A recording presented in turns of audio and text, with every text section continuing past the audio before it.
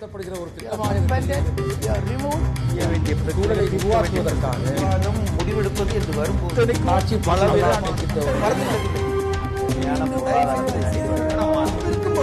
எதிர்த்து பேசிட்டு வணக்கம். நேர்பட பேஸ் நிகழ்ச்சியில் உங்களை சந்திப்பதில் மகிழ்ச்சி. தமிழகத்து வீதிகளை தேர்தல் பரப்புரைகள் ஆக்கிரமிக்க தொடங்கிவிட்டன. அந்த தேர்தல் பரப்புரைகளில் பரஸ்பரம் குற்றச்சாட்டுகளும் பறக்க தொடங்கிவிட்டன.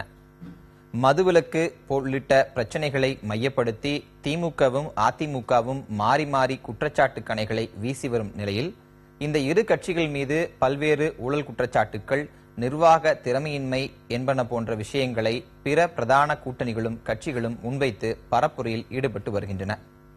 இதுபோன்ற பரப்புரைகளில் நுணுக்கமான மக்கள் பிரச்சனைகள் பெரிதளவில் பேசப்பட்டு விவாதிக்கப்பட்டு அதன் மீது குற்றச்சாட்டுகள் முன்வைக்கப்பட்டு மறுக்கப்படுகின்றனவா என்கிற கேள்வியும் எழுகிறது.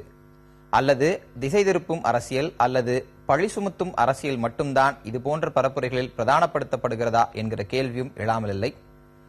தமிழகத்து வீதிகளை ஆக்கிரமித்திருக்கக்கூடிய தேர்தல் பரப்புரைகளில் எது மையமாக இருக்கிறது, எப்படி இது போன்ற பரப்புரைகள் இருக்க வேண்டும் என்பன உள்ளிட்ட விடயங்கள் குறித்து நாம் இன்றைக்கு நமது நேர்பட பேசாமல் விவாதிக்க இருக்கிறோம்.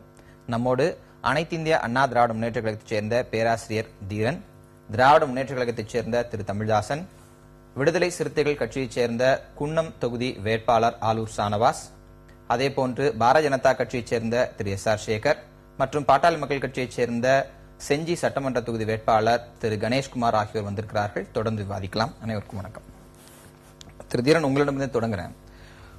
திமுக சொல்லக்கூடிய மதுவிலக்கில் பூரணம் அப்படிங்கிற வார்த்தை இல்ல, பூரணம்ங்கிற வார்த்தையை சேர்த்தாமல் சொல்வது என்பது அரசியல் அப்படின்னு முதலமைச்சர் ஜெயலலிதா அவங்க பரப்புரையில பேசுறாங்க. பூரணம் அப்படிங்கிற வார்த்தை இல்லைங்கிறத அவ்வளவு பெரிதுபடுத்தி ஒரு முதலமைச்சர் பேசுவது என்பது வெறும் வார்த்தை ஜாலமா, இல்ல உண்மையாலுமே அதுக்கு ஏதாவது பொருள் இருக்கா? இல்ல, அதுல வார்த்தை ஜாலம் ஒண்ணும் கிடையாது. மாண்புமிகு அம்மா அவர்களை பொறுத்தளவுல அவங்க யதார்த்தமான சூழ்நிலைகளையும் ஏற்கனவே தமிழ்நாட்டினுடைய அரசியலில் இருந்த சூழ்நிலையும் கருத்தில் வச்சுக்கிட்டு தான் அவர்கள் அந்த விளக்கத்தை சொல்லியிருக்கிறாங்க. ஏற்கனவே திமுக தலைவர் கருணாநிதி அவர்கள் ஆட்சியில் இருந்த பொழுது இது மாதிரி மதுவிலக்கு அமல்படுத்தும், ஆட்சிக்கு வர்றதுக்கு முன்னாடி அமல்படுத்தும்னு சொல்லிட்டு அந்த வாக்குறுதியெல்லாம் கைவிட்ட நிலைமையெல்லாம் இருக்கு. பொதுவாக ஒரு தலைமுறை, நீண்ட காலமாக அந்த குடிப்பழக்கம் இல்லாத இருந்த ஒரு தலைமுறைக்கு 71 இவர் ஆட்சிக்கு வந்த பொழுதுதான் அந்த மதுவிலக்கானது ரத்து செய்யப்படுகிறது. அப்போ கூட வேடிக்கை கிராமங்களில் என்ன பேசுவாங்கன்னா, காமராசர் படிக்க வச்சாரு, கருணாநிதி குடிக்க வச்சாரு அப்படின்னு கூட கிண்டலெல்லாம் பேசுவாங்க. அந்த அளவுக்கு ஒரு நீண்ட இடைவெளிக்கு பின்னாலே அந்த மதுவிலக்கு பல தலைவர்கள் வேண்டுகோள் விடுத்தும் கைவிடப்பட்ட ஒரு சூழ்நிலையை உருவாக்கியது திமுக தலைவர் கருணாநிதி அவர்கள் தான். ஆகவே அதைத்தான் அவர்கள் குறிப்பிட்டு சொல்லுகிறார்கள். அதற்கடுத்து மலிவு விலை மது என்றெல்லாம் வருகிற பொழுது, இந்த நாட்டு சாராயம் இதெல்லாம் வருகிற பொழுது மாண்புமிகு அம்மா அவர் ஆட்சிக்கு வந்த பொழுது அதை தடுத்து நிறுத்தினார்கள். இது தனியாரிடம் இந்த வருமானங்கள் செல்லுகிறது. முறைகேடாக சிண்டிகேட் அமைத்து அந்த அரசு ஏலத்தை கூட அவர்கள் விலை குறைவாக எடுத்துக் கொள்கிறார்கள். அரசுக்கு வர வேண்டிய வருவாயானது தடுக்கப்படுகிறது. இந்த சூழ்நிலைகள் எல்லாம் கருத்திலே கொண்டுதான் அரசே அதை எடுத்துக்கொள்ள வேண்டிய ஒரு சூழ்நிலைக்கு தள்ளப்படுகிறது. ஆக இந்த வரலாறு எல்லாமே நீங்க தொடர்ச்சியா உங்க பரப்புரை கூட்டங்களை பேசிட்டு வர்றீங்க. ஆனா நீங்க பிரதானப்படுத்த வேண்டிய விஷயம் மக்கள் பிரச்சனைகள் மற்ற விஷயங்களை பேசாம எதனால அந்த ஒரு முதலமைச்சர் அந்தஸ்தில் இருக்கக்கூடியவர்கள் பூரணன்ற வார்த்தையை சொல்ல, அதனால மதுவிலக்கு கொண்டு வர மாட்டாங்கன்னு சொல்ற குற்றச்சாட்டு எந்த அளவுக்கு அடிப்படையோட இருக்கும்? மதுவிலக்கு திரு ஸ்டாலின் சொல்ற பதில் சட்டமே பூரண மதுவிலக்கு தான் இருக்கு, அந்த சட்டத்தை அப்படித்தான் கொண்டு வர முடியும்னு சொல்றதுல ஒரு நியாயம் இருக்குத்தானே செய்யுது. இல்ல, அதாவது ஏற்கனவே நீங்க பாத்தீங்கன்னாக்கா பூரண மதுவிலக்குன்னு இவர் ஏன் சொல்லலன்னு சந்தேகப்படுறேன்னா, இருக்கின்ற மது ஆலைகள்ல 60% மேல அவங்க உற்பத்தி, திமுகவினுடைய உற்பத்தி தான் அதிகமா இருக்கு. அதோட மட்டுமில்ல, ஏற்கனவே இவர் வாக்குறுதி கொடுத்துட்டு அதை நிறைவேற்றாம இருந்தார் மதுவிலக்கை பொறுத்தவரை அந்த கருத்து இருக்கு. இதெல்லாம் அடிப்படையா வச்சுதான் ஒருவேளை இந்த பூரண மதுவிலக்கு, ஏன்னா உங்களுக்கு இந்த போராட்டங்கள்லாம் வலுவா இருந்த நேரத்துல பிற கட்சிகள் எல்லாம் கூட குற்றம் சாட்டினார்கள். இவங்க 2 பேர் தான் மது விற்கிறாங்க, அதுல அதிகமா திமுக தான் விற்பனை செய்ய, அந்த திமுக தரப்பு ஆலைகள் தான் அதிகமா இருக்கு என்றெல்லாம் கூட குற்றம் சுமத்தப்பட்டது. அந்த நேரத்தில் கூட அது எங்களுக்கு அந்த ஆலைக்கு சம்பந்தம் இல்ல, அது சில தனிப்பட்டவர்களுடைய அப்போ திமுக மாநில உறுப்பினர் கனிமொழி அப்படிப்பட்ட குற்றச்சாட்டுகள் இருந்து திமுகவினர் அதை நடத்தி வந்தால் மதுவிலக்கு கொண்டு வந்தா நாங்க மூடுவோம் அப்படின்ற உத்தரவாதத்தை கொடுக்கறாங்க. அந்த உத்தரவாதத்தை அதிமுக தரப்பு கொடுக்கறது தயாரா? ஏன்னா இந்த இரு கட்சிகள் மீது தான் குற்றச்சாட்டு இருக்கு, இரு கட்சியை சேர்ந்தவர்கள் மது ஆலைகள் நடத்துறாங்க அப்படின்றது தானே. யதார்த்தம் என்னவோ அதைத்தான் மாண்புமிகு அம்மா அவர்கள் சொல்லிடுறாங்க. இதெல்லாம் யதார்த்தம்ன்றது படிப்படை மதுவிலக்கு யதார்த்தம். சரி, அப்படி அதிமுக ஆட்சிக்கு வந்தால் அதிமுகவை சேர்ந்தால் அதிமுக ஆதரவாக செயல்படக்கூடிய நடத்தக்கூடிய மதுபான ஆலைகள் மூடப்படும்னு திமுக சொல்ற வாக்குறுதி போன்று அதிமுக வருமா? ஏங்க வர போறது மாண்புமிகு அம்மா அவர் தான் அடுத்து ஆட்சிக்கு வர போறாங்க. அதனால அவங்க அதை நிறைவேற்றாம இருக்க போறது இல்ல. அப்போ எல்லா ஆலையும் தான் மூடப்படும். அது வாங்குறதுக்கு ஆலையில எல்லா ஆலையும் தான் மூடப்படும். அதுல ஒன்றும் எந்த சந்தேகமும் வேணாம். ஆனா நாங்க என்ன சொல்றோம்னாக்கா, இந்த ஏற்கனவே இருந்த இந்த இவர்களுடைய வரலாறு என்பது இப்படி இருக்கிறது. எனவே ஒரு கொலைக்கு காரணமாக இருந்து விட்டு கடைசியில் அந்த ஐயோ நண்பா போய்விட்டா என்று கதறி அழுவதை போல இந்த மது விலக்கை ரத்து செய்து விட்டு இந்த ஒரு குடிப்பழக்கத்தை ஒரு தலைமுறைக்கு அறிமுகப்படுத்தி விட்டு இப்பொழுது சொல்லுகிறார்களே என்கிற பொழுது இவர்கள் அரசியல் விமர்சனம் நாங்களும் அந்த மாதிரி அரசியல் விமர்சனம் வைக்கத்தானே. அரசியல் விமர்சனம் அப்படின்னு திரு தீரன் சொல்றாரு. தார்மீக ரீதியாக மதுவிலக்கை ரத்து செய்து மீண்டும் கொண்டு வந்த திராவிட முன்னேற்ற கழகம் நாங்க மீண்டும் மதுவிலக்கை கொண்டு வருவோம் அப்படின்னு சொல்லும் போது ஏதாவது சந்தேகம் எழுது அப்படின்னு சொல்வது இயல்புதான்.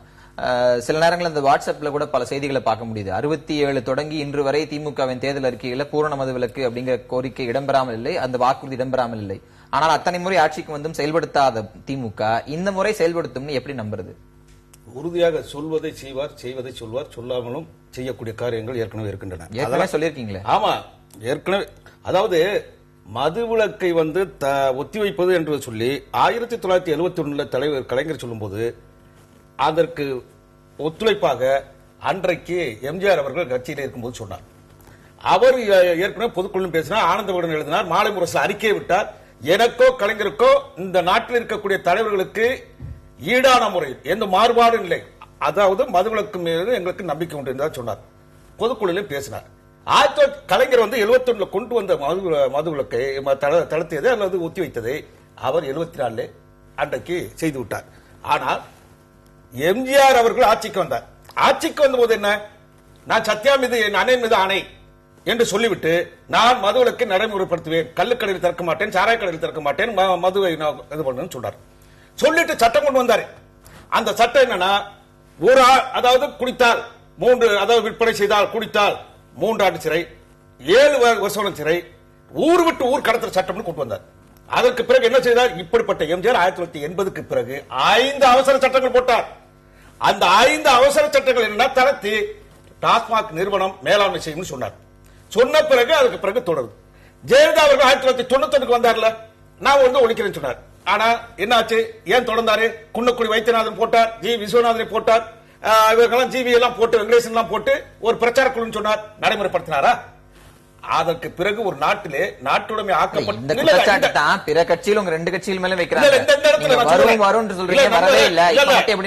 உறுதியாக செய்வார். அதுதான் சொல்லியிருக்காரு. ஒரு சட்டம் இந்த இடத்துல சொல்லிடுறார், நாட்டுடைமை ஆக்கப்பட வேண்டும் என்றால் இந்திரா காந்தி தேசிய உடைமை ஆக்குவதற்கு வங்கிகளே எதிராக தலைவர் கலைஞர் ஆதரவு கொடுத்தார், திமுக கொடுத்தது. அதை போல நாட்டுடைமை ஆக்குவதற்கு தனியார் பேருந்துகளை அன்றைக்கு திராவிட முன்னேற்ற கழகம் பேருந்துகளை நாட்டுடைமை ஆக்கினது. ஆனா ஜெயலலிதா என்ன செய்தார்? சாராய கடைகளை நாட்டுடைமை ஆக்கினார். அங்கதான் இருக்கு டாஸ்மாக் கடையை நாட்டுடைமை ஆக்கினார். அதை மேலாண்மை செய்வதற்கு அவர் தான் நிர்வாகம். டாஸ்மாக் நிறுவனம் அரசுடைய, நீங்க தனியாக இருக்காங்க, நாங்க விக்கிறோம், அரசே விற்கும் தானே நாட்டுடைமை ஆக்கினாரு. இந்த கேள்வியில் இன்னொன்று சொல்றேன். அதுக்கப்புறம் நீங்க மறுபடியும் குறைத்தாரு, கேட்டாரு, ராமதாஸ் ஐயா கேட்டாரு, குறைத்தாரு, 1700 கடை குறைத்தாரு, நேரத்தை குறைத்தாரு. இப்பொழுது சொல்லுகிறார், என்ன சொல்லுகிறார்? நான் அவர் எங்களுடைய தேர்தல் அறிக்கையில் மிக தெளிவாக இருக்கு, சட்டம் கொண்டு வருவோம், டாஸ்மாக் கடைகளை ஒழிப்போம், அந்த கடைகளில் இருக்கக்கூடிய பணியாளர்கள் மூப்பு கருதி அவர்கள் பதவியை இழக்காமல் மற்ற ஒரு நிறுவனத்தில் ஏற்பாடு செய்து வேலை அளிப்போம் என்று மிக தெளிவாக சொல்லியிருக்கிறார். 2 கட்சிகளும் மதுவிலக்கு விஷயத்தில் இந்த தேர்தல் சமயத்தில் பேசியதை பார்க்கும்போது இவங்க படிப்படியாக மதுவிலக்குன்றாங்க. நீங்க அது இன்னும் கூடுதலாக 4-5 விஷயங்களை பற்றி டாஸ்மார்க்ல உங்களுக்கு வேலை கூட தருவாங்க. ஆனால் கேள்வி என்பது உங்களுடைய கடந்த கால செயல்பாடுகள் மது விஷயத்தில் பார்க்கும்போது அவ்வளவு நம்பிக்கை தரமாக இல்லை. எழுதி வருவதில் பூரண மதுவிலக்கு, அதாவது கோபால்புரம் வீட்டிலிருந்து இறங்கி வரும்போது நிருபர்களை கேட்கிறாங்க. 7வது மாதம் கடந்த ஆண்டு மிக தெளிவாக சொல்ற பூரண மதுவிலக்கு நாங்கள் அமல்படுத்துவோம் 23ஆம் தேதி என்று நினைக்கிறேன். சட்டம் கொண்டு வரப்படும் என்று தேர்தலுக்கு சொன்ன பிறகு நான் கேட்கிறேன், கள்ளக்கடத்தலை ஒழிப்பதற்கு சட்டம் கொண்டு வரப்படும் என்று சொன்னால் ஏன் பூரண கள்ளக்கடத்தல் கொண்டு வரல அப்படின்னு பூரணத்தை சொல்லுவீங்களா? வழக்கில திருட்டை ஒழிப்பதற்கு நான் குண்டர் சட்டம் கொண்டு வரேன், இல்ல திருட்டை ஒழிப்பதற்கு ஏன் பூரணம் நீங்க சொல்ல? ஒரு திருமணம் என்று சொன்னால் பத்திரிகைகள் திருமணம் என்று அச்சடிக்கும், இந்த இடத்துல இன்னாருக்கு திருமணம் நடக்கும் என்று பத்திரிகை அடிப்பாங்க. பூர்வ திருமணம் நடக்கும் என்று யாராவது சொல்வார்களா? ஆனால் ஜெயலலிதா வேண்டும் என்று விளையாடுகிறார். திருமணத்தில் விளையாடுறதுக்கு ஒரு வாய்ப்பு இருக்கு. அது எவ்வளவு திருமணத்தில் விளையாடுறதுக்கு ஒரு வாய்ப்பு இருக்கு. தனி மனிதனுக்கு ஆபத்தோ அது போன்ற இந்த சட்டத்தை திரும்ப எடுத்துட்டா அது மக்களுக்கு ஆபத்து. டாஸ்மாக் கடையில் மூடுவது என்றால் என்ன அர்த்தம்? பூர்ண மதுவிலக்கு தானே. கடையில மூடி அதுல இருக்கக்கூடிய ஊழியருக்கு வேலை வாய்ப்பு கொடுக்கிறார்ல. அதாவது இத டாஸ்மாக்னு அரசு ஆக்கினதுக்கு காரணத்தை நான் ஏற்கனவே சொல்லி இருக்கிறேன். தனியார்கள் அதுல சமூக விரோதிகள், இன்னும் சொல்ல போனால் திமுக தரப்பினர் அதிகமான பேர்கள் சிண்டிகேட் அமைச்சு ஏலத்தை எடுக்கும் போதே இந்த ரேட்டுக்கு மேல நீங்க எடுக்க கூடாது அப்படின்னு சொல்லி சிண்டிகேட் அமைச்சு ஒரு கூட்டுக்கொள்ளையை நடைபெற்று மது மூலம் வரும் வருமானம் தனியாருக்கு போக கூடாதுன்னு கவலைப்படுற அரசியல் கட்சிகள் மணல் கொள்ளை தொடங்கி கனிம மணல் அம்மா மிகவும் சந்தோஷமா தான் பொது ஏலம் தான். இப்ப பொது ஏலத்திலும் அது குத்தகை முறையில் தான் இருக்கு. பல சர்ச்சைகளும் கேள்வி இருக்கு. நான் பேசலாம், அது அடுத்தவங்களுக்கு. இல்ல இப்ப ஒரு இது சொல்றேன், எம்ஜிஆர் அவர்கள் அந்த மதுவிலக்கு இது பண்ணது கூட காரணம் என்னன்னா, பெண்கள்லாம் அம்மா அவர்கிட்ட முறையிட்டாங்க. இது மாதிரி எங்க கணவர்லாம் நீங்க இது பண்றீங்க, அவங்க பழக்க வழக்கத்தை படிப்படியா தான் நாங்க இது பண்ண முடியும், நீங்களும் அதை பிரச்சாரம் இல்லை, ஏன்னா ஒரு இந்த நிவாரண நடவடிக்கைகள்லாம் எடுத்து ரீஹாபிலிட்டேஷன்லாம் செஞ்சு நீங்க இது பண்ணுங்க, அதனால இந்த மாதிரி தண்டனை கொடுத்தா எங்க குடும்பம் தான் பாதிக்கப்படுதுன்னு எம்ஜிஆர் அவர்களிடம் அவர்கள் முறையிட்டதனுடைய விளைவாகத்தான் அப்போ இது பண்ணாரு. பெர்மிட் தாழ்ந்த வாங்கினா கூட்டுறவு வங்கி கடையில கூட்டுறவு கடையில வாங்கலாம். குடிக்கிறதுல அளவு சரி தப்பு விவாதம் கேட்கறது கடைசியா போன ஆட்சியில் வாக்குறுதி கொடுத்தாங்க. சரி, நம்ம அடுத்த ஆனா நாங்க தேர்தல் அறிக்கையில அம்மா மதுவிலக்கு கொண்டு வரலாம் சொல்லவே இல்லை. இந்த முறை சொல்லியிருக்காங்க, ஒருவேளை ஆட்சிக்கு வந்தால் நிறைவேற்றுவாங்கன்னு பாப்போம். நிச்சயமா நிறைவேற்றுவாங்க. இரு கட்சிகளிலும் ஒரு பிரதான விஷயத்தை மையப்படுத்தி கொண்டு இல்ல அந்த விஷயம் பிரதானமாக்கப்படுகிறதாங்கிறது ஒரு கேள்வி இருக்கு. அதில் பல விவாதங்கள் எழுது. பூரணன்ற வார்த்தை ஏன் இல்ல, பூரண வார்த்தை சொல்ல வேண்டியது இல்லைன்னு. இது போன்ற பிரச்சார யுக்திகள் இருந்து உங்களுக்கு எப்படி மாறுபட்டு நிற்கிறது? இந்த உங்கள் பரப்புரைகள் இந்த அனல் பறக்கும் இதுல அடிபட்டு போறதுக்கான வாய்ப்பு இருக்கா? பொதுவாகவே ஒரு கேள்வி முன்வைக்கப்படுகிறது. தேமுதிக மக்கள் நல கூட்டணி தமாக அணியை நோக்கி, திமுகவை நோக்கித்தான் முதலமைச்சர் பதில் சொல்லுகிறார், அதிமுகவை நோக்கித்தான் கலைஞர் அவர்கள் கேள்வி எழுப்புகிறார், இந்த தேர்தல் களத்திலேயே உங்களை ஒரு பொருட்டாக அவர்கள் எடுத்துக்கொள்ளவில்லை என்று ஒரு கேள்வி வைக்கிறார்கள். நாங்கள் இதை எப்படி பார்க்கிறோம் என்றால், இன்றைக்கு இங்கே இந்த அரங்கமே அதற்கு சாட்சியாக இருக்கிறது. எங்களுக்கு அவர்கள் பதில் சொல்ல வேண்டிய அவசியமே இல்லை. அவர்களுக்கு ஒருவருக்கொருவர் அவர்கள் மாறி மாறி பதில் சொல்லிக் கொண்டாலே போதும், அது மக்கள் நல கூட்டணிக்கு கிடைத்திருக்கிற மகத்தான வெற்றியாக நாங்கள் பார்க்கிறோம். ஏன்னா இரண்டு பேரும் தான் ஒருவருக்கொருவர் கேள்வி எழுப்ப முடியும், ஒருவருக்கொருவர் பதில் சொல்ல முடியும். மக்கள் நல கூட்டணி இதை வேடிக்கை பார்க்கத்தான் இன்றைக்கு நாங்கள் ஆசைப்படுகிறோம். ஏன்னா இதன் மூலமாகத்தான் ஒருவர் மீதான குற்றத்தை அவர்கள் வாயாலேயே அவர்கள் ஒப்புக்கொள்கிறார்கள். இன்றைக்கு மதுவிலக்கை பற்றி திமுக பேசினால் உடனே அதிமுக கேட்கிறது, நீதானே கொண்டு வந்தா என்று. அதிமுக பேசினால் திமுக உடனே நீதானே டாஸ்மாகை கொண்டு வந்தா என்று மாறி மாறி கேட்கிறது.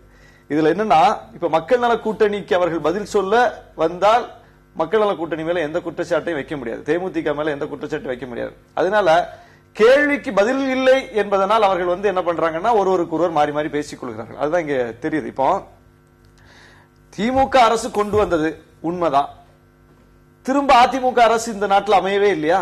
தமிழ்நாட்டில் ஒரு முறையா 2 முறையா எத்தனை முறை அமைந்திருக்குது? ஏன் மதுவிலக்கு தளர்த்தல, ஏன் மதுவிலக்கு அமல்படுத்தல? அப்போ அதுதான் நமக்கு கேள்வி. அதே மாதிரி அதிமுக அரசு டாஸ்மாக கொண்டு வந்தது, அரசே சாராய கடை நடத்துதுங்கிற விமர்சனம் இன்னைக்கு திமுக வைக்குது.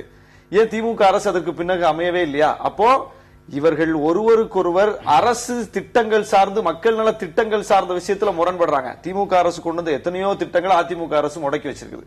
800 மதுரவாயில் திட்டம் முடங்கி கிடக்குது. சட்டப்பேரவையை திமுக அரசு கட்டினாங்க, இவங்களுக்கு எது தேவையோ அதை மாத்திக்கிட்டாங்க.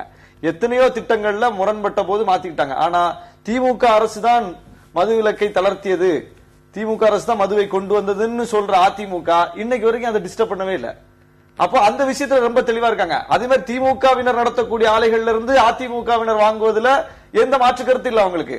திமுக அரசு அமையும் போது மிடாஸ்ல இருந்து பர்ச்சேஸ் பண்றது அவங்களுக்கு எந்த மாற்று கருத்து இல்ல. அப்போ நீங்க ஒரு மறைமுக ஒப்பந்தத்தோடு இரண்டு பேரும் செயல்பட்டு கொண்டிருக்கிறாங்க. கட்சிகளும் எக்ஸ்போஸ் ஆவாங்க, அது எங்களுக்கு நல்லது அப்படின்னு சொல்றது ஒரு அரசியல் சாதுரியமாக புரிந்து கொள்ள முடிகிறது. ஆனால் ஒட்டுமொத்த கவனமும் இதை நோக்கி போனால் அவர்கள் ஏற்கனவே உங்க மேல வைக்கிற விமர்சனம் படி நீங்கள் இந்த காட்சியிலே இல்லைங்கிற நிலை ஏன் உருவாக்காது? நாங்க தானே இது எப்படி இது இன்னைக்கு பற்றி பரவ ஆரம்பிச்சிருக்குது. இந்த கேள்விகளை நாங்கள் மக்கள் மன்றத்தில் முன்வைத்த போதுதான் இவர்கள் அதற்கு ஒருவருக்கொருவர் பதில் சொல்ல வேண்டிய கட்டாயத்திற்கு வந்திருக்கிறார்கள். நாங்கள் மக்கள் மன்றத்தில் வைக்கிறோம், இவர்களை நோக்கி நாங்கள் கேள்வி கேட்கல. ரெண்டு பேரையும் பாருங்க, நாங்க சொல்றது பொய் அல்ல, உண்மை. அதை அவர்களே ஒப்புக்கொள்கிறார்கள். திமுக மீது நாங்கள் வைக்கிற விமர்சனத்தை அதிமுக ஒப்புக்கொள்கிறது, அதிமுக மீது நாங்கள் வைக்கிற விமர்சனத்தை திமுக ஒப்புக்கொள்கிறது. இரண்டு பேரையும் மாற்றுவோம், புதிய சக்தியை கொண்டு வருவோம் என்று நாங்கள் மக்களிடம் என்ன காரணத்தை சொல்லி முன்வைக்கிறோமோ, எந்த நியாயத்தை சொல்லி மக்களிடம் போகிறோமோ அதை இரண்டு பேரும் ஒப்புக்கொள்கிறார்கள். அதை தான் நீங்க கவனிக்கணும். இதுதான் எங்களுக்கு கிடைத்த வெற்றியை நாங்க பார்க்கிறோம். நம்ம பேசலாம். இல்ல, இதே மக்கள் நல கூட்டணியில் இருக்கக்கூடிய அத்தனை கட்சிகளும் அதிமுகவோட கூட்டணி அமைச்சிருக்கிறாங்க. கூட்டணி அமைக்கிற நேரத்தில் இந்த மதுவிலக்கு ஒரு டிமாண்டா வச்சுலாம் கூட்டணி எல்லாம் அமைக்கல. இப்ப இந்த தேர்தல் வந்து விட்ட உடனே இவர்கள் எல்லாரும் என்ன செய்யறாங்க, மதுவிலக்கு கொண்டு வரணும், மதுவிலக்கு கொண்டு வரணும் சொல்றாங்க. ஆனால் இதில் இருக்கக்கூடிய சாதக பாதகங்கள்லாம் யோசிச்சு பார்த்து தான் இதுல என்ன நடைமுறை சாத்தியம் என்பதனால்தான் படிப்படியாக இந்த மதுவிலக்கை நாங்கள் அமுல்படுத்துவோம். கடைகளுடைய எண்ணிக்கை குறைக்கிறது, நேரத்தை குறைக்கிறது, அந்த ரீஹாபிலிட்டேஷன் சென்டர் உருவாக்கி அவங்களுக்கு இது கொடுக்கறது, அப்புறமேட்டு வந்து அந்த இந்த பார்களை மூடுறது, இப்படி இதுதான் யதார்த்தம். இன்னொன்னு ஒரு வருவாய் ஒண்ணு இருக்கு. ஒரு மாநில அரசாங்கத்தினுடைய வருவாய் இது பாதிக்குது. அப்ப அது ஆல்டர்னேட்டிவா செய்யணும் பொழுது இதெல்லாம் யோசிக்காம திடீர்னு ஒரே ஒரு வேகமா போயிருக்கிற வண்டி சடன் பிரேக் போட்டா எப்படி அப்செட் ஆகி கவுந்துருமோ அது மாதிரி சமூக பிரச்சனைகளும் இதுல எழும்.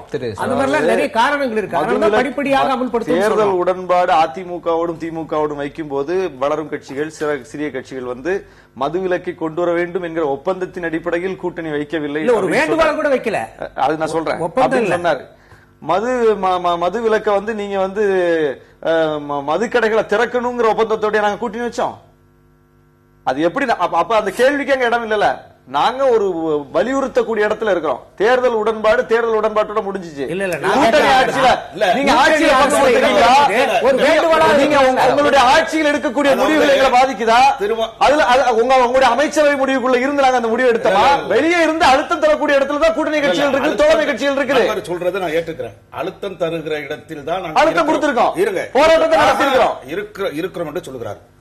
ஆனா அவர் பாராளுமன்றத்தில் எம்பி ஆகும் போது திராவிட முன்னேற்ற கழகத்துக்கு கூட்டணி இருக்கும் போது இது போன்ற அழுத்தம் கொடுத்தாரா? சட்டமன்ற உறுப்பினராக தேர்ந்தெடுக்கப்படும் போது திராவிட முன்னேற்ற கழகத்திலும் கூட்டணி வைத்திருக்கிறார், நாடாளுமன்ற கூட்டணியும் வைத்திருக்கிறார். இல்ல அதான் அவங்க சொல்றது முடிவெடுக்கும் இடத்தில் நாங்கள் இல்ல, உங்களோட உடன்பாடு தான் அப்படிங்கிறாங்க. உடன்பாடு வைத்திருக்க இப்பொழுது எப்படி நீங்க இப்போ வச்சிருக்கீங்க, கூட்டணி வச்சிருக்கீங்க, அந்த கூட்டணி கட்சியில் எல்லா தலைவர்களுக்கும் உடன்பாடு வைத்திருக்கீங்க. மதுவிலக்குல எல்லாருக்கும் உடன்பாடு தான். இல்ல ஒரு மதுவிலக்குல எல்லாருக்கும் உடன்பாடு. கூட்டணி ஆட்சி அமைந்தால் மதுவிலக்கை கொண்டு வருவோம்னு சொல்லியிருக்கிறோம். இந்த கருத்தை வலியுறுத்தி அழுத்தம் கொடுத்ததாக நாங்க கொடுப்போம்னு சொல்றாரு. இல்ல திரு தமிழ்தாசன், இதுவரை திமுக அதிமுக இதுவரை இல்ல அந்த இடத்துல இதுவரை திமுக அதிமுக கூட்டணி வைக்கும் போதெல்லாம் குறைந்தபட்ச பொதுச்செயல் திட்டம் அப்படிங்கிறது உருவாக்கப்படல. ஆனால் இந்த முறை மக்கள் நல கூட்டணிக்குள்ள ஒரு குறைந்தபட்ச பொதுச்செயல் திட்டத்தை உருவாக்கி இருக்காங்க. மதுவிலக்கு பற்றி பேசுறாங்க. பாட்டாளி கட்சி அவங்க தேர்தல் அறிக்கையில மதுவிலக்கு அப்படிங்கறத பிரதானப்படுத்தி அந்த பிரச்சாரத்தை ரொம்ப வருடங்களாக செஞ்சுட்டு வர்றாங்க. அப்படி ஒரு பாலிசி எடுத்தான அவங்க பயணிக்கிறாங்க. அது போன்ற விஷயங்களே உங்கள் இரு கட்சிகளோட கூட்டணி வைக்கும்போது அனுமதிக்கவே இல்லை. இந்த அடிப்படையில் தான் இப்பொழுது திராவிட முன்னேற்ற கழகம் தேர்தல் அறிக்கை மிக தெளிவாக சொல்லிவிட்டது. முதல் கையொப்பமே தனிப்பட்ட தேர்தல் அறிக்கை சரி, நீங்க ஒரு கட்சியோட கூட்டணி வைக்கும் போது அவங்க வைக்கிற டிமாண்ட்ஸை ஏற்றுக்கொண்டுதான் அவர்கள் தொகுதி ஒதுக்கீடு செய்யறீங்க என்ற லெவலே அவங்க பேச்சுவார்த்தைகள் இருந்தது. இல்ல தொகுதி உடன்பாடுதான் ஒரு வேண்டுகோள். தொகுதி உடன்பாடை தாண்டி அதிமுக இல்லாம இல்ல செயல் திட்டங்கள் நடைமுறைப்படுத்தும் போது குறைந்தபட்சத்துக்கு கோரிக்கை வைக்கும் போது அந்த கோரிக்கையை நிறைவேற்றிக் கொண்டுதான் இருக்கிறார்கள். ஒன்றும் இல்லாமல் இல்ல. அப்படி ஒரு கோரிக்கையை இதுவரை இவங்க வைக்கலையே. கூட்டணி அமைச்ச போதெல்லாம் எத்தனையோ கோரிக்கைகள் கூட்டணி அமைப்பதில் பாரதிய ஜனதா கட்சி தனித்து விடப்பட்டிருக்கா அப்படின்னு கேட்டா தனித்துவமாக இருக்கின்ற பதில் உங்களிடம் வரும். ஏற்கனவே நிறைய முறை கேட்டாச்சு, நிறைய முறை நீங்களும் சொல்லிட்டீங்க. ஆனால் இது போன்ற பரப்புரைகளில் மையப்படுத்தும் பிரச்சனைகள் பாரதிய ஜனதாவின் குரல் ஓங்கி ஒலிப்பதற்கான வாய்ப்புகள் இந்த வரிசையில் திமுக அதிமுக மக்கள் நல கூட்டணி இவர்களுக்குள்ளான மாற்று கருத்துக்கள் முன்வைக்கப்படுது. இன்றைக்கு மக்கள் நல கூட்டணிக்கு பாமக இடையில கருத்து மோதல்கள் தொடங்கி இருக்கு.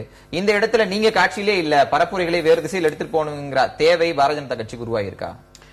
இல்ல அதாவது தமிழ்நாட்டினுடைய பரப்புரைகள்ல வந்து தரம் தாழ்ந்த பரப்புரைகள், சென்சேஷனல், பத்திரிகைகள் அதிகமாக ஈர்க்கக்கூடியது, இன்றைய தலைப்புச் செய்தியில் வர வேண்டும் என்கிற எண்ணத்தில் இப்படிதான் பரப்புரைகள் வந்து கொண்டிருக்கு. அதனால உடனே மீடியா அட்டென்ஷன், அடுத்த நாளைக்கு நீங்க உடனே புதிய தலைப்பு எடுக்கிறீங்க, அதுக்கு மாற்றுக்கிறது உடனே ராத்திரில 10 மணிக்கு போடுறதெல்லாம் போட்டுக்கிறீங்க.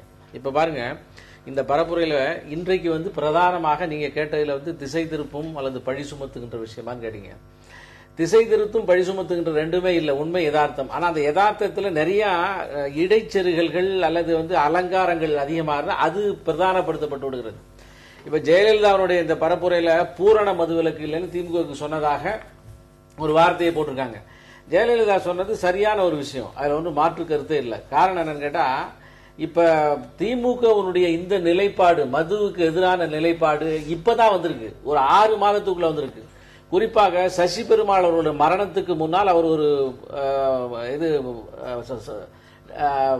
சாகுமுறை உண்ணாவிரதம் பல முறை இருந்து அப்போ ஒரு விழுப்பு உணர்வு ஏற்பட்டது. காரணம், மதுவினால் பாதிக்கப்பட்டவருடைய எண்ணிக்கை அதிகமாக ஆரம்பிச்சது, இளமை இறப்புகள் அதிகமாகினது, இளமை விதவைகள் அதிகமானார்கள். அதனால மக்களிடம் ஏற்பட்ட விழிப்புணர்வு காரணமாக அதை தூண்டிவிடக்கூடிய ஒரு நபர் கிடைத்தார். அதற்கு பின்னால்தான் நீங்க நன்றாக ஒரு 6 மாதத்துக்கு முன்னால் இருக்கிற சரித்திரத்தினுடைய வரிகளை நன்றாக ஆராய்ந்தால் கருணாநிதி மதுவிலக்கை பற்றி வார்த்தையே பேசவில்லை. ஒரு மொமெண்டம் அதிகமாக இதை சொல்லியே ஆக வேண்டும் என்ற ஒரு நிர்பந்தம் அவருக்கு வந்ததுக்கு பிறகுதான் மதுவிலக்கை பற்றி ஒரு லேசான வார்த்தை போட்டார். அதற்கு மறுபடியும் கண்டனங்கள் எழுந்தவுடன் மதுவிலக்கு ஆராய்வோம், மக்களுக்கு எதிராக இது போகுமேயானால் நாங்கள் செய்வோம், இப்படிங்கிற மாதிரி வார்த்தையெல்லாம் போட்டார். ஆகவே ஜெயலலிதாவின் அந்த குற்றச்சாட்டு சரி. ஆனாலும் கூட திராவிட முன்னேற்ற கழகத்தினுடைய குற்றச்சாட்டும் சரி. அவர்கள் எம்ஜிஆருடைய காலத்தில் எவ்வளவு அவசர சட்டங்கள் போடப்பட்டது, ஏன் இத்தனை ஆண்டு காலம் நீடித்துக் கொண்டு போனார் என்பது 2 பேருமே ஒருத்தர் மாறி உண்மைகளை சொல்லிக் கொண்டிருக்கிறார்கள். ஆனால் அந்த உண்மையினுடைய வெளிப்பாடு மக்களுடைய பாதிப்புகளுடைய அடிப்படையில் அதற்கு இன்றைக்கு மொமெண்டம் கிடைத்திருக்கிறது. தமிழ்நாட்டினுடைய இன்றைய தேர்தல் பிரச்சாரத்தினுடைய மைய கருத்தாக இது இரண்டும் இருப்பதற்கு காரணம், ஊழலும் மதுவும் இருப்பதற்கு காரணம், மதுவினால் பாதிக்கப்பட்ட ஒரு வெளிப்படையான. அங்கதான் என் கேள்வி. ஊழல் குற்றச்சாட்டுகள் இந்த இரு கட்சிகளாலும் பரஸ்பரம் வைக்கப்படுவது கிடையாது, வைக்கப்பட்டாலும் பதில் அறிக்கைகள் வருவது கிடையாது. நீங்க இவர் இந்த இரு கட்சிகளை தாண்டிய பிற கூட்டணி கட்சிகளும் பிற தனியான கட்சிகளும் வந்து தொடர்ச்சியாக ஊழல் குற்றச்சாட்டுகளை வைக்கிறீர்கள், அதற்கான பதில்கள் இந்த இரு கட்சியிலும் இருந்து வருவது கிடையாது. இது போன்ற பிரச்சனைகள் தான் மறுபடியும் லைம்லைட்டுக்கு வந்துட்டு இருக்கா அப்படிங்கறதா என்னுடைய கேள்வி. அப்படி வரும்போது நீங்கள் வைக்கக்கூடிய ஊழல் குற்றச்சாட்டுகள் லைம்லைட்டுக்கே வராம போயிருதா? இல்ல, அதாவது மக்களுடைய மனநிலைமை, தமிழ்நாட்டு மக்களுடைய மனநிலைமை 2 விஷயங்களை எல்லா தேர்தல்களையும் பார்க்கிறோம். எக்ஸப்ட் வெரி ரேர் அகேஷன், அதாவது இந்திரா காந்தியினுடைய மரணத்திற்கு பிறகு ராஜீவ் காந்தியினுடைய மரணத்துல தான் ஒரு பெரிய சென்சேஷனலான தீர்ப்புகள் வந்தது. அதற்கு அப்பாற்பட்டு அரசாங்கத்தின் மீது இருக்கக்கூடிய அதிருப்தியை மக்கள் பெரிதாக வெளியிலே காண்பிப்பதில்லை. எக்ஸப்ட் ஓட்டுக்குள்ள குத்துற அன்னைக்கு மாத்திடுறாங்க, ஒரே நேரத்தில் மாத்திடுறாங்க. இதுவரை தொங்கு சட்டமன்றம் வந்ததில்லை. ஆனால் இந்த தடவை வருகின்ற அளவிற்கு கட்சிகளுடைய போட்டிகள் அதிகமாக இருக்கிறது. எனவே இந்த ஊழல் குற்றச்சாட்டை பொறுத்த மட்டும் அதுக்குதான் வர்றேன், ஊழல் குற்றச்சாட்டை பொறுத்த மட்டும் மக்கள் இம்யூன் ஆயிட்டாங்க. ஏன்னா சாதாரண விஏஓல ஏற்பட்டு அரசுல இருக்கக்கூடிய இன்னொரு விஏஓ தனக்கு சாதகமான ஒரு விஷயத்தை வாங்குறப்ப கூட பல பேட்டிகளை கொடுத்திருக்காங்க.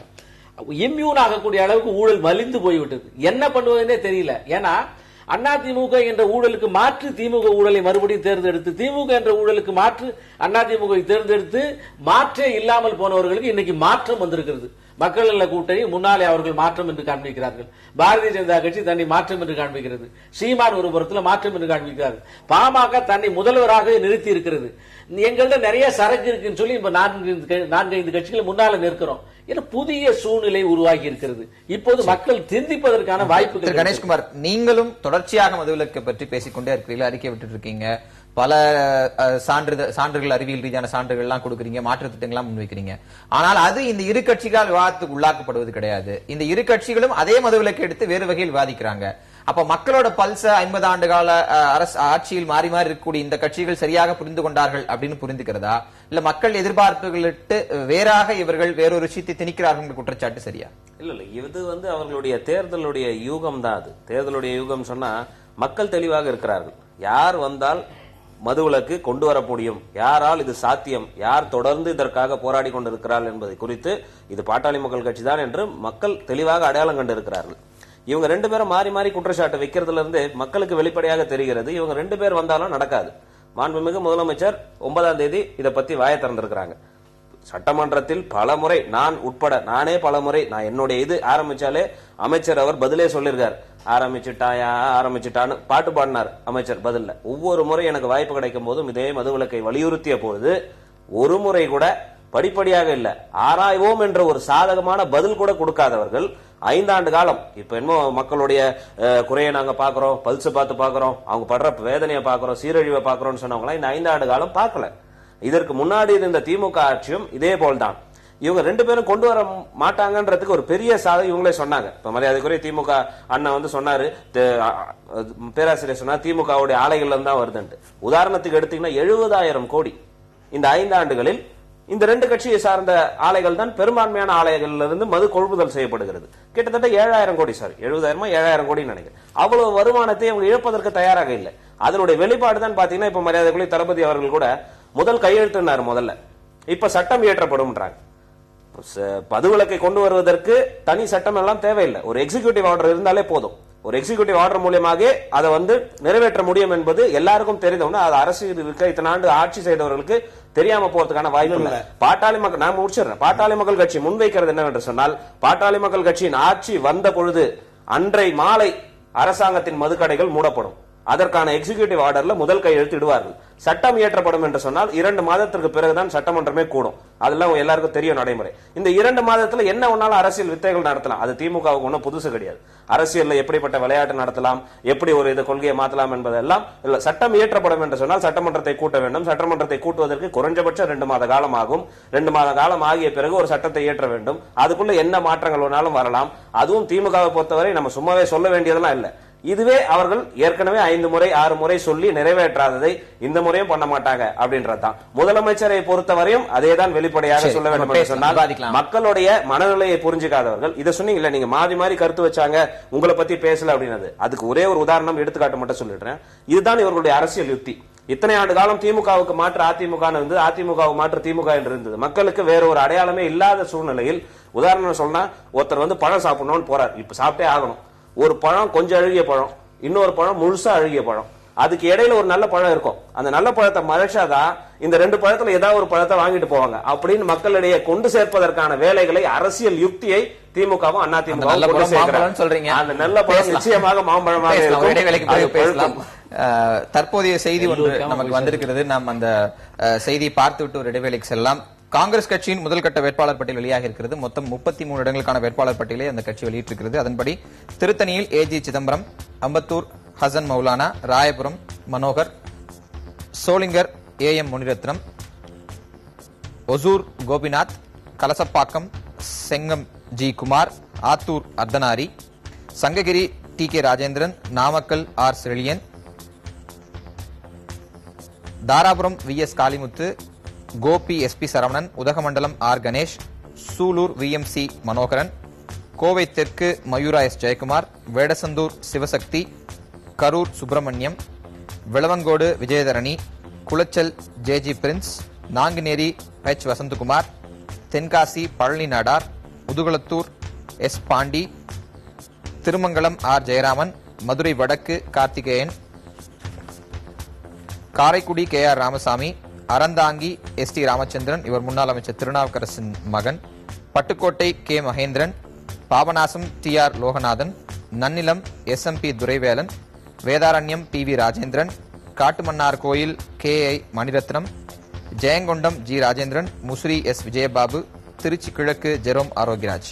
33 பேர் கொண்ட பட்டியலை காங்கிரஸ் கட்சி முதல் கட்டமாக வெளியிட்டிருக்கிறது. 2ஆம் கட்ட பட்டியல் நாளை வெளியாகும் என்று தகவல்கள் தெரிவிக்கின்றன. நாம் தொடர்ந்து விவாதிப்போம் நேர்பட பேசில் ஒரு இடைவேளைக்கு பிறகு. திரு தீரன், பொய் குற்றச்சாட்டுக்களை வைக்கிறாங்க அப்படின்னு திமுக மேல நீங்க உங்க முதலமைச்சர் உங்க பொதுச் செயலாளர் ஜெயலலிதா ஒரு குற்றச்சாட்டை வைக்கிறாரு. பொய் குற்றச்சாட்டுகள் இது போன்ற வார்த்தை பிரயோகங்கள் எதை நோக்கி இந்த விவாதத்தை எடுத்து செல்கின்றன? ஒரு ஆரோக்கியமான விவாதத்தை தாண்டி மறுபடியும் பழி சுமத்தும் அரசியலுக்குள்ளேயும் இந்த இருதுருவ அரசியலுக்குள்ளேயுமே உள்ளடக்குவது தான் யுக்தியா? இல்ல அதெல்லாம் கிடையாது. தேர்தல் நேரத்தில் மாண்புமிகு அம்மா அவர்கள் 54 தலைப்புகளின் கீழே கொடுத்த வாக்குறுதிகள் அத்தனையும் நிறைவேற்றிருக்கிறாங்க. அது என்னென்னது பட்டியல் போட்டு, விலையில்லா அரிசியிலிருந்து என்னென்ன நிறைவேற்றிருக்கின்றத பட்டியல் போட்டு சொல்றாங்க.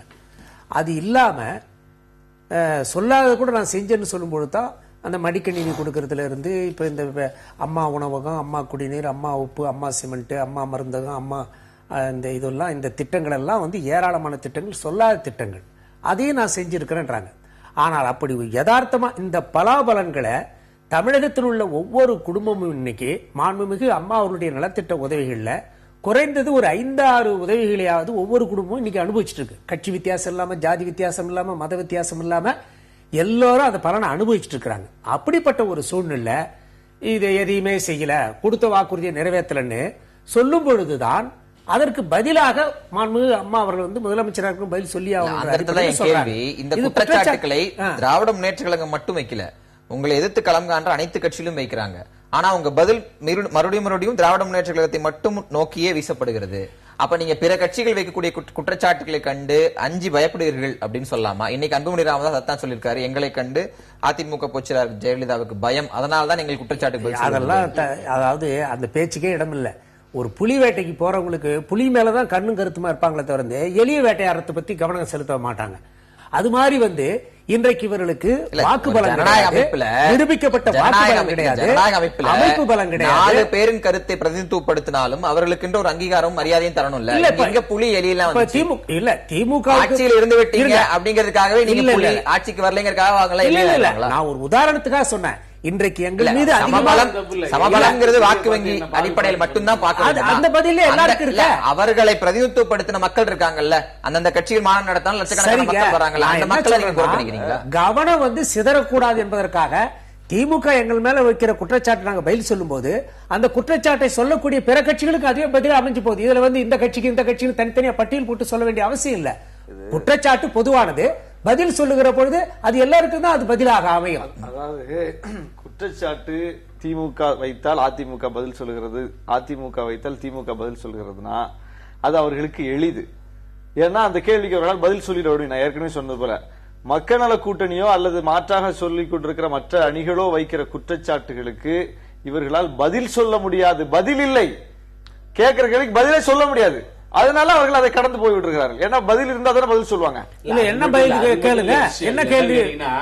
பெரிய கட்சிகள் குறிப்பாக வந்து கலைஞருடைய அவர் மீது குற்றங்களை சாட்டி அவர் பதிலை பெற வேண்டும் என்பதற்காக சில கட்சிகள் முயலும். அதே மாதிரி ஜெயலலிதா இதன் மூலமாக பெரிய இடத்திலிருந்து வருகின்ற பதிலுக்காக இவர்களுடைய ஒரு ப்ராமினன்ஸ் கிடைக்குங்கிற எண்ணம்னு இவங்க நினைக்கிறாங்க, அவங்க நினைக்கிறாங்க. அதனுடைய காரணமாக நாங்கள் எங்க 2 பேருக்குள்ளதான் 3வது சிஎம்ஓ 3வது கட்சியோ வரவிட மாட்டோம், நல்லதே கெடுதலோ குற்றச்சாட்டுக்கும் ஆனா நாங்க தான் ஆட்சியில் இருப்போம் என்கின்ற காரணத்தினால வேற குற்றச்சாட்டுகளுக்கு பதில் சொல்வதில்லை.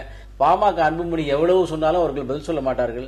ஒரு காலத்தில் அவர் எதிர்கட்சியாக வந்து கேட்டா அன்னைக்கு பதில் சொல்ல. பாமக அன்புமணி மட்டுமல்ல, பியூஷ் கோயல் வச்ச குற்றச்சாட்டுக்கே முதலமைச்சர் நேரடியா பதில் சொல்லியே சொல்ல மாட்டாரு. ஏன் சொல்ல மாட்டாருங்கன்னா அவர்களுக்கு சொல்லுவதற்கு ஆதாரம் இல்லை. ஆதாரபூர்வமா பிப்ரவரி மாதம் 2015 நான் அதற்காக உங்கள்ட்ட கேட்டேன்னு சொல்லியிருக்காரு.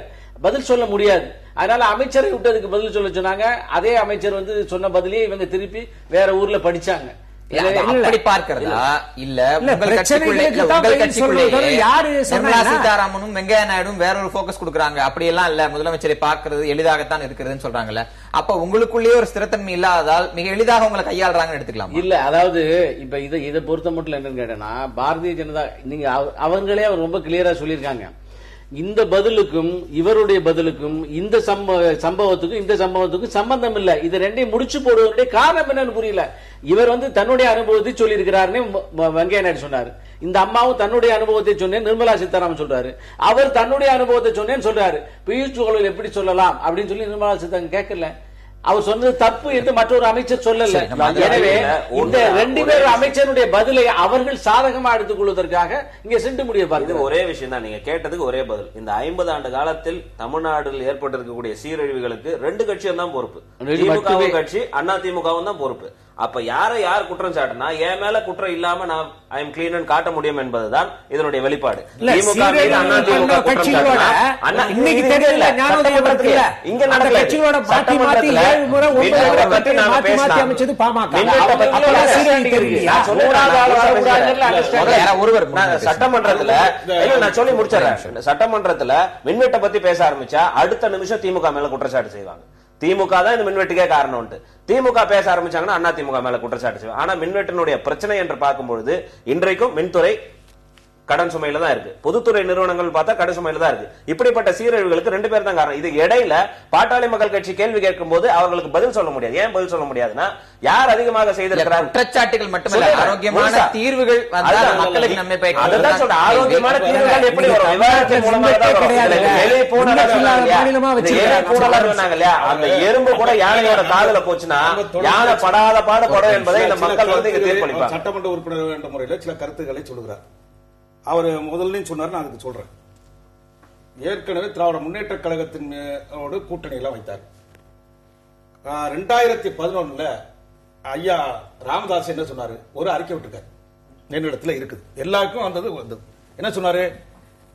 அவருக்கு இடஒதுக்கீடு, அதாவது அவருக்கு எல்லாம் வந்து ஒதுக்கப்பட்டவுடன் அவர் ஒரு அறிக்கை விடுறாரு. கலைஞருடைய ஆட்சி நல்ல ஆட்சி, கலைஞர் என்னென்ன சாதனைகள் செய்தார், இந்த ஆட்சி தான் மீண்டும் வர வேண்டும் என்று கூட்டணியில் இருக்கும்போது அந்த அறிக்கை விட்டாரா இல்லையா? 2011 நம்ம ஆட்சி வெற்றி பெறல, அதாவது திராவிட முன்னேற்ற கழகம் வெற்றி வாய்ப்பை இழந்தது. ஆனால் அந்த கூட்டணியில் இருக்கும்போது அப்பொழுது என்ன அறிக்கை விட்டார் கலைஞர்? இதற்கு முன்னால் என்ன செய்தார்? திண்டிவனத்தில் இருக்கை போட்டு தமிழகத்தை அதாவது சமூக நீதியை காக்கக்கூடிய தலைவர் கலைஞர் அப்படின்னு சொன்னவர் தானே ராமதாஸ். அந்த ஐயா சொன்னாரா இல்லையா?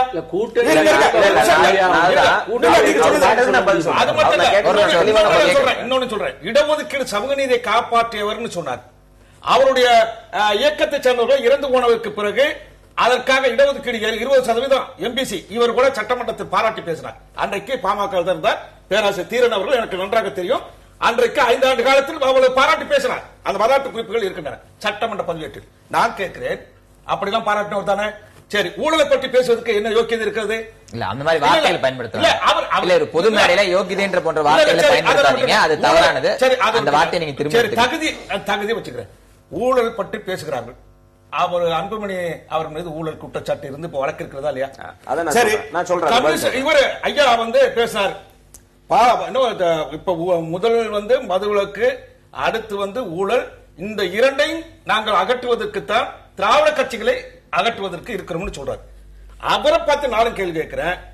மோடி மீது சிஏஜி குற்றச்சாட்டு சொல்கிறது, பல்வேறு குற்றச்சாட்டு வைத்திருக்கிறேன். 2 நாட்களுக்கு முன்னால குஜராத்திலே மிகப்பெரிய 60,000 கோடி இழப்பு என்று எழுதியிருக்கிறது.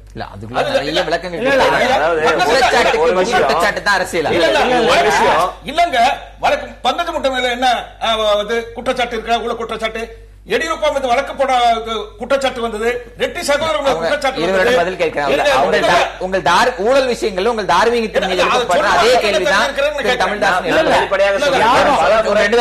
மத்திய பிரதேசத்துல வியாப ஊழல் 1 லட்சம் கோடி ரூபாய்க்கு மேல 42 பேர்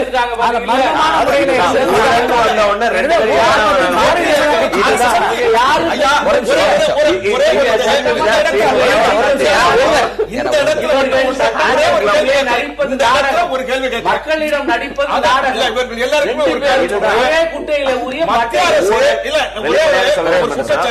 மத்திய அரசு ஒரு நடவடிக்கை எடுத்தது. என்ன நடவடிக்கை எடுத்தா? ப. சிதம்பரம் ஊழல் செஞ்சுட்டாரு, அவருடைய மகன் ஊழல் செஞ்சுட்டாரு, அவர் மனைவி நலிவு வீடெல்லாம் ரைடு பண்ணாங்க, அலுவலகங்கள் ரைடு பண்ணாங்க. சரி, ராஜா மீது ஏற்கனவே சோதனைக்கு உள்ளாக்கப்பட்டது, திமுக சேர்ந்தது, மறுபடியும் ரைடு பண்ணாங்க. சரி, வீரபத்ர சிங் காங்கிரஸை சேர்ந்தவர் முதலமைச்சர், இமாச்சல பிரதேசத்துல ரைடு பண்ணீங்க. நான் கேட்கிறேன், இப்படிலாம் ரைடு பண்ணீங்களே, மற்றவர்கள்லாம் இருக்காங்க ஊழல் குற்றச்சாட்டு சொல்லப்பட்டவர்கள், அவர்கள் மீது ஏன் ரைடு பண்ணல? அருண் ஜேட்லி அவர்கள் மேல் விசாரணை கமிஷன் என்று சொல்லி விசாரணை என்று சொல்லி அங்க இருக்கக்கூடிய டெல்லியினுடைய முதலமைச்சர் அலுவலகத்திற்கே சென்று ரைடு பண்ணாங்க.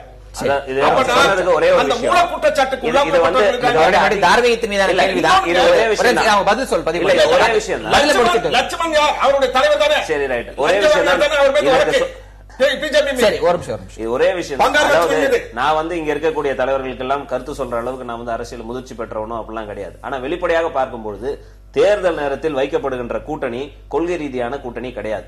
ஆனால் பாட்டாளி மக்கள் கட்சியை பொறுத்தவரை எத்தனை தடவை கூட்டணியில இருந்து இப்போ ஒரு கட்சி கூட கூட்டணி போறோம், தேர்தலை சந்திக்கிறோம், இந்த கட்சி வழங்காத கட்சி, இது ஓட்டு போடாதீங்கன்னு சொல்லி தேர்தலை சந்திக்க முடியாது.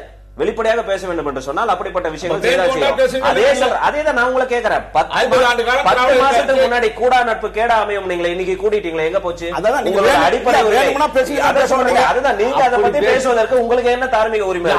ஈழ பிரச்சனை நீங்க ஈழ மீட் பண்ணீங்க, டெசோ நீங்க இப்ப எங்க போச்சு? டெசோ எல்லாம் எங்க காமிங்க? இதே காங்கிரஸ் கூட தானே எந்த கட்சி ஈழத்தை அழிச்சதோ இனத்தை அழிச்சதோன்னு சொன்னீங்கன்னா அந்த கட்சி கூட போய் நீங்க கூட்டணி வச்சிருக்கீங்களே. இதையெல்லாம் பேச வேண்டும்.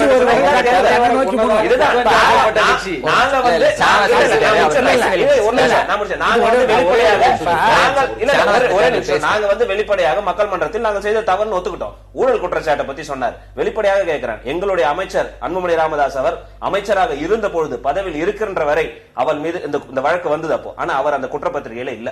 2009ஆம் ஆண்டு அந்த கூட்டணியிலிருந்து வெளிவந்த பிறகு, தேர்தலில் எதிர்க்கட்சி கூட்டணியுடன் சந்தித்து போட்டியிட்ட பிறகு, முதல் தகவல் அறிக்கைக்கு பிறகு சார்ஜ் ஷீட்ல அவர் பேர் சேர்க்கப்படுகிறது. ஒரு பைசா லஞ்சம் வாங்கினார்னாலோ கைமாறினாலோ கிடையாது. ஆனா இதே திமுக சர்க்காரியா ஊழல் கமிஷன் வைத்து நவீன முறையில் ஊழல் செய்கின்றது. திமுக என்ற சர்க்காரியா கமிஷனால் சொல்லப்பட்ட கட்சி திமுக. இந்த ஊழல் பத்தி சொல்ல வேண்டும்.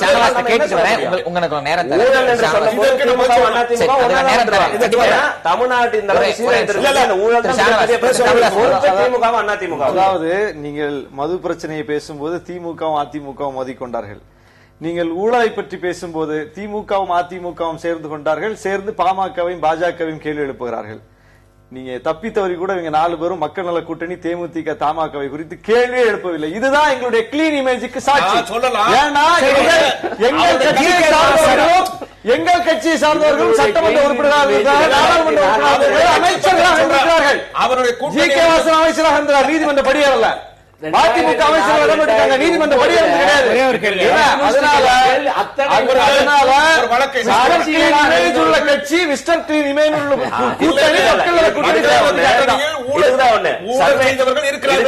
உள்ள சிறந்த அமைச்சர்கள் யார் என்ற பட்டியலில் அன்புமணி ராமதாஸ் இருந்தால், திமுக அமைச்சர்கள் இருந்தாங்க. சிறந்த அமைச்சர்கள் யார் என்ற பட்டியலில் செயல்பாடுகள் இருந்தால்தான் இந்த மாதிரி குற்றச்சாட்டுகள் எல்லாம் வரும். செயல்பாடுகள் இல்லாத அமைச்சர்கள் இருக்கும்போது அது ஒரு குற்றச்சாட்டுகள் வருவதற்கு வாய்ப்பு இல்லை. என்ன செயல்பாடு அன்புமணி ராமதாசுடைய சாதனைகள் நாங்க சொல்றோம், வாங்க விவாதம் பண்ணலாம். திட்டங்கள் என்ன, தமிழ்நாடு என்ன பயன், அன்புமணி ராமதாஸ் கொண்டு வந்ததுனால என்ன பயன், நேரடி விவாதம் பண்ணுவோம்.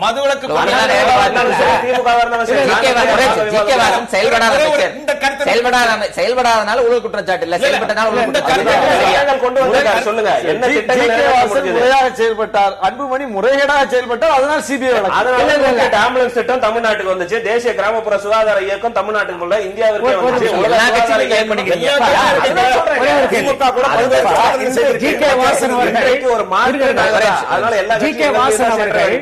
மத்திய அமைச்சரா இருந்த பொழுது கப்பல் துறை அமைச்சரா இருந்தாரு. இது ஷாநவாஸ் கான் பதில் சொல்லி ஆகணும். இங்க தமிழ்நாடு அரசாங்கமானது பொருளாதார தடை விதிக்க வேண்டும் என்று தமிழ்நாடு சட்டமன்றத்தில் எல்லா கட்சிகளும் சேர்ந்து அனைத்து கட்சி ஆதரவு கொடுத்தது. அந்த ஜி.கே. வாசன் என்ன பண்றாரு, இங்க இருந்து கொழும்புக்கு கப்பல் விடுறாரு. அந்த அளவுக்கு அப்ப அந்த கொள்கை இவங்களுக்கு ஏற்புடையதா?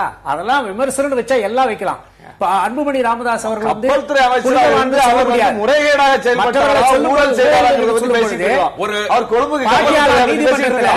எந்த வழக்கை சந்திக்கிறாங்க? முறைகேடாக அந்த இன்ஃப்ராஸ்ட்ரக்சர் இல்லாத மருத்துவக் கல்லூரிகளுக்கெல்லாம் பணம் பெற்றுக்கொண்டு அனுமதி கொடுத்தாருன்றதான் குற்றச்சாட்டு. அதே சொல்லிடுற பணம் பெற்றுக்கொண்டு தவறான தகவல். மூத்த பேராசிரியர் தன்னுடைய அரசியல் நிலையை சரிப்படுத்துவதற்காக ஊழல்ல காசு வாங்கிட்டு பண்ணாருல்ல, அது ஒண்ணு புதிய கல்லூரிக்கு கொடுத்த அனுமதி இல்ல. சார்ஜ் ஷீட் எடுத்து படிச்சு பாருங்க, ஒரே ஒரு பைசா இவர் ஊழல் வாங்கினார்லாம் கிடையாது.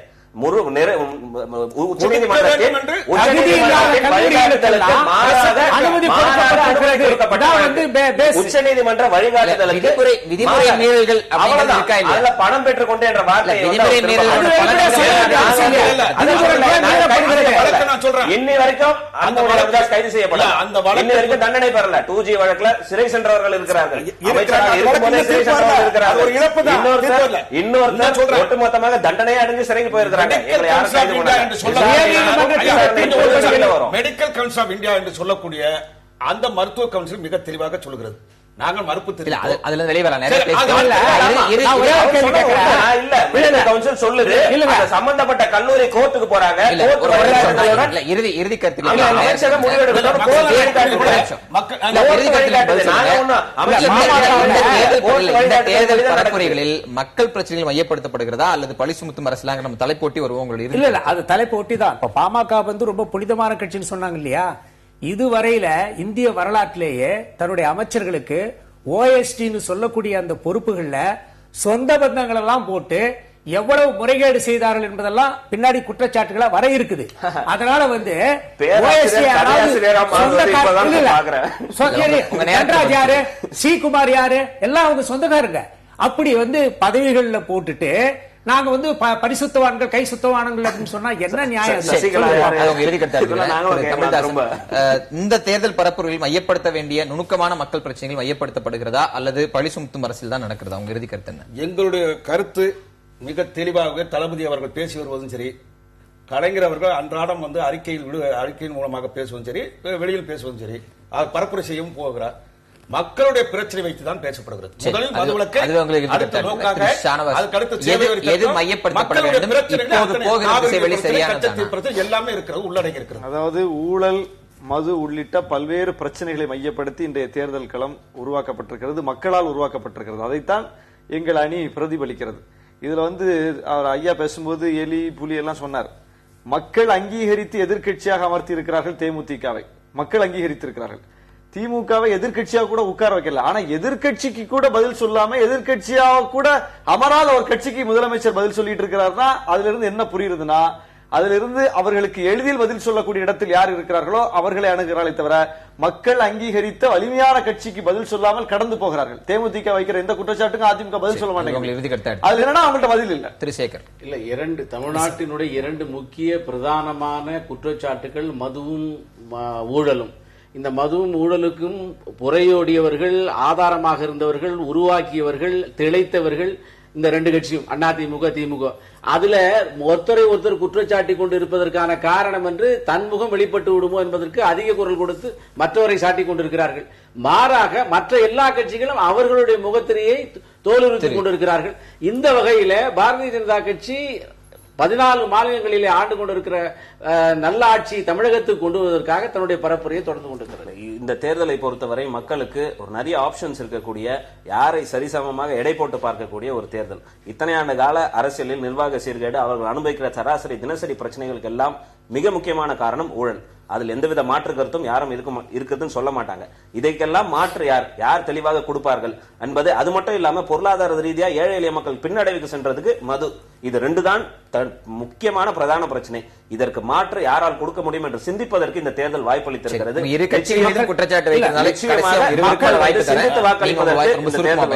மக்கள் இந்த தேர்தலில் தங்களுடைய வாழ்க்கையில என்ன மாற்றத்தை இந்த ஆட்சி கொண்டு வந்திருக்கிறது என்று பார்த்துத்தான் வாக்களிப்பார்களே தவிர, இந்த ஊழல் என்று சொன்னாலும் சரி, மதுவிலக்கு என்று சொன்னாலும் சரி, பாரதிய ஜனதா கட்சி ஆளக்கூடிய மாநிலத்தில் மதுவிலக்கு இருக்கா?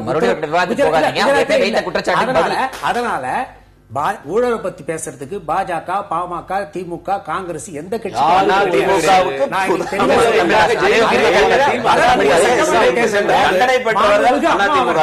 மக்கள் வாழ்க்கையில மாற்றத்தை கொடுத்து கொண்டிருக்கிற அம்மா அவர்களை தான் மீண்டும் வந்து ஆட்சி கட்சியில் அமர்த்துவார்கள். முன்னேற்ற கழகத்தினுடைய தேர்தல் அறிக்கை சமூக நீதி கொள்கையை நிலைநாட்டுவது, இடஒதுக்கீடாக இருந்தாலும் அல்லது பல்வேறு பிரச்சனைகள் இருந்தாலும் அது மொழி இன இதனை நிலைநாட்டுவது. அடுத்து நிர்வாக பிரச்சனைகளை சரி செய்வது. இன்னும் சொல்ல போனால் மதுவிலக்கை அமல்படுத்துவது. 2வது அடுத்து லோகாயுக்தா, ஊழலை ஒழிப்பதற்கான அந்த அமைப்பை உருவாக்குவது. 3வது சேவை வரி திட்டம். அதுவே உங்களை இறுதி கருத்தா எடுத்துக்கிறேன். நமக்கு போதுமான நேரம் இல்ல. அவர்களுக்கான குற்றச்சாட்டு பதிலாக நான் எடுத்துக்கிறேன். சேவை செய்யக்கூடிய அந்த சட்டம், அந்த விஷயங்கள் தேர்தல் அறிக்கையில பார்த்துட்டோம். நம்ம அதுக்கு விவாதிக்க வேண்டாம். பல்வேறு பிரச்சனை, காவிரி நீரா இருந்தாலும் சரி, அதான் எல்லாமே அறிக்கையில இருக்கு. நமக்கு நேரம் இல்ல. அதனால நிகழ்வில் கலந்து கொண்ட அனைவருக்கும் நன்றி. மீண்டும் ஒரு நேர்பட பேசாமல் சந்திக்கலாம். எதிர்த்து பேசிட்டு